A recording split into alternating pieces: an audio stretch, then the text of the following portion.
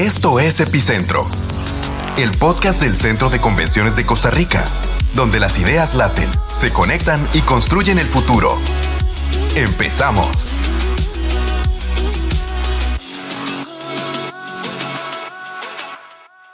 How does education shape the future of the meetings industry? And what role does sustainability play in preparing leaders to succeed in rapidly evolving landscape? Today, we explore how learning isn't just a tool, but a catalyst for transformation. This is Epicentro, the podcast of the Costa Rica Convention Center. Thanks to Grupo Heroica, our operator, Live Experience for the studio space development, and ICA for sponsoring this episode. Today's episode is titled The Impact of Sustainability Education on Transforming the Meetings Industry. A powerful conversation that explores how learning becomes a game changer when sustainability is at the core. In a world where environmental urgency and social responsibility have become non negotiable, the meetings industry is being called to lead by example. From carbon neutral events to meaningful legacies, professionals now need more than logistics, they need perspective. At the heart of this evolution lies education, structured, intentional, and aligned with global sustainability goals. In this episode, we explore how embedding sustainability into learning programs is not only transforming events, but redefining the role of associations and professionals in the global context. Today, Hemeke de Jong is joining us, Senior Manager of Education and Impact of ICA, with over 15 years of experience in the international meeting sector. Hemeke has become a driving force in remaining education for our industry. She leads ICA's learning initiatives, including sustainability workshops, impact-driven programs, and knowledge exchange that prepare professionals to move from talk to action. I love that phrase, from talk to action. Recognized globally for her work, she has spoken at leading events like IBTM World and Expo and serves on the jury of the Eventos Awards. It's very important. You vote for us. Hemeke, welcome to our space, which from now on is yours too. We're truly delighted to have you with us today.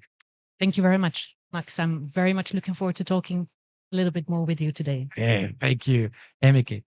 And once again, our Latin America rockstar, Andres Escandon, Senior Regional Director for ICA Latin America and Caribbean, representing 12 countries and promoting strong regional growth.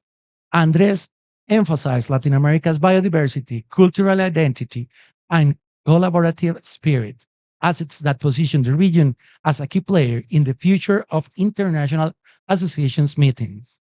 Thank you for joining us again, Andres. Delighted to be here. Thank you. You're taking practice, huh? Before we dive in, let's just say it's never too late to learn, especially when what we learn has the power to shape the world. And Hemeke, I will shoot you first. Is okay? Absolutely.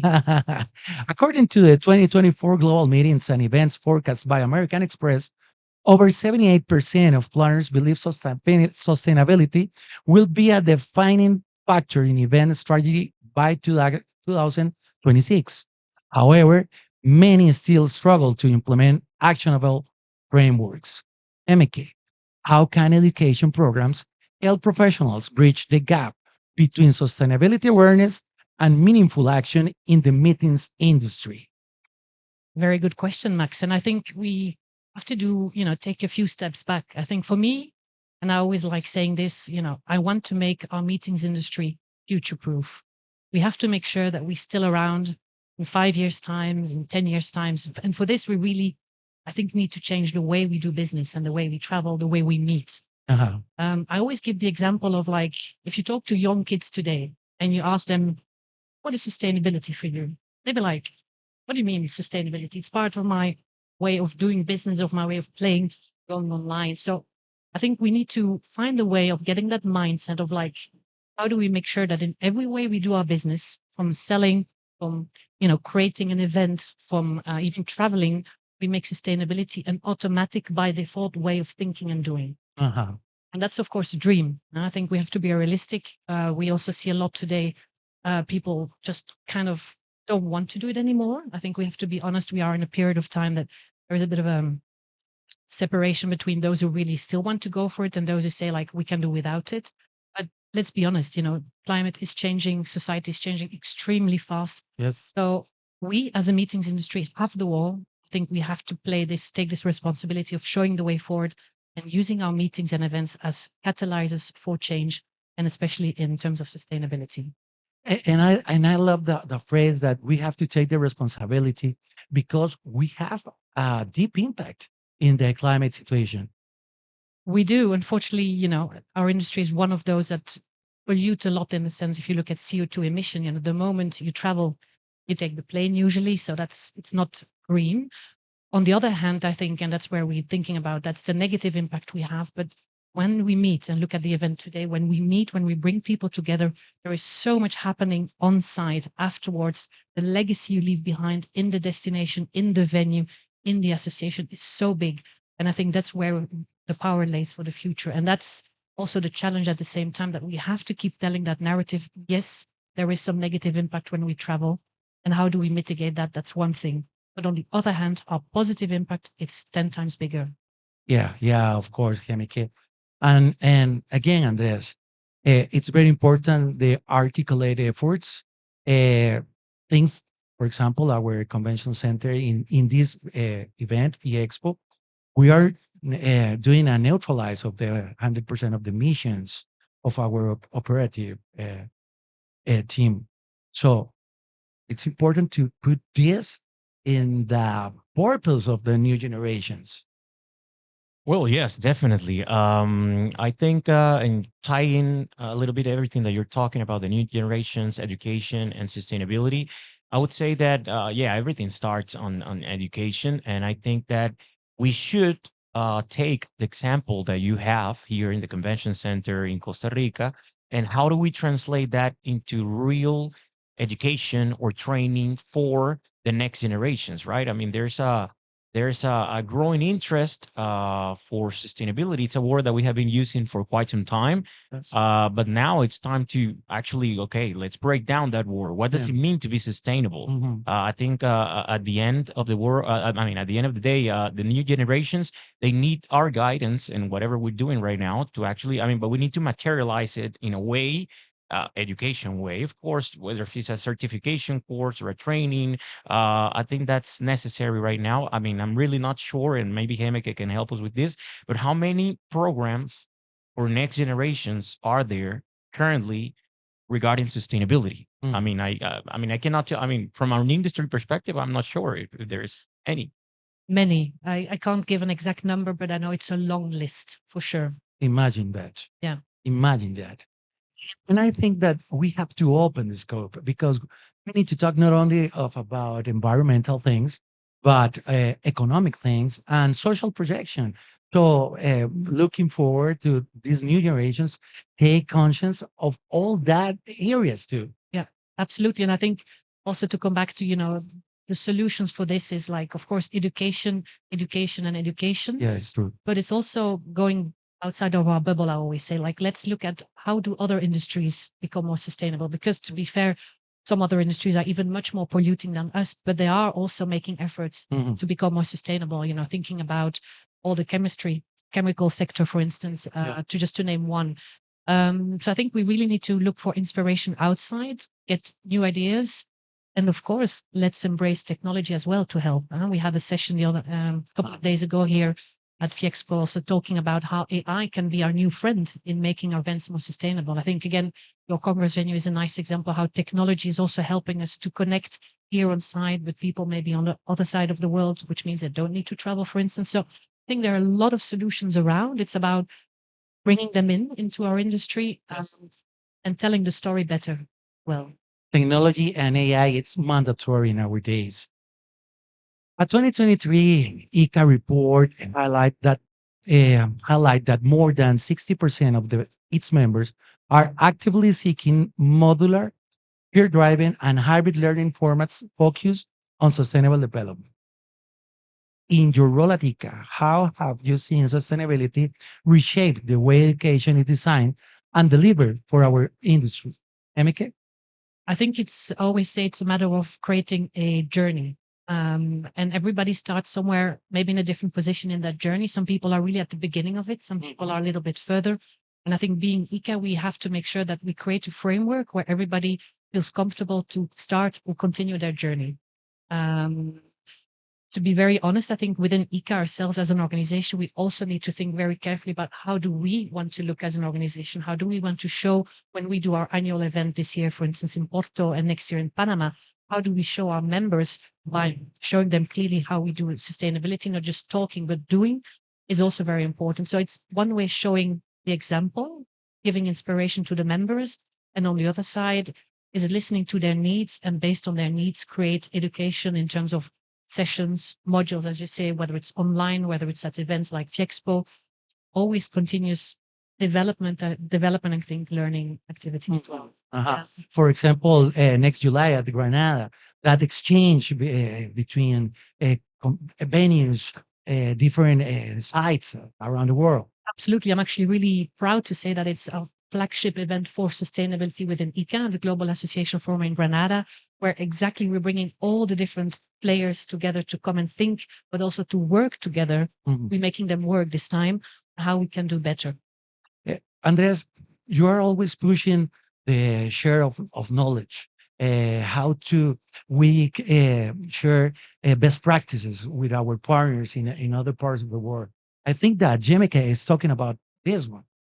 Well, yes. I mean, obviously, I mean, everything comes down. Education is about sharing what we know, right? I mean, about our experiences, our best practices. I think, I mean, overall, what we try to do here, it's to kick off this really conversations on sustainability, real sustainability. I mean, the whole problem is that I don't think we understand sustainability in order to act on it as much as we could. I mean, as an industry, I'm thinking, right? Mhm. So, I mean, if you go to Latin American destinations or Latin American other convention centers or hotels, and if you ask them, okay, so where do we start on sustainability? We know it's important.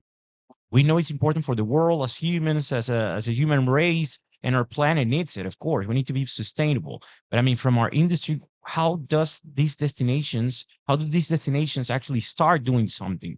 And this is something that I want to throw back to Hemeke to get your insights, because I mean, what would be the first step that a destination in Latin America needs to do to really move forward from the talk to the action in terms of sustainability?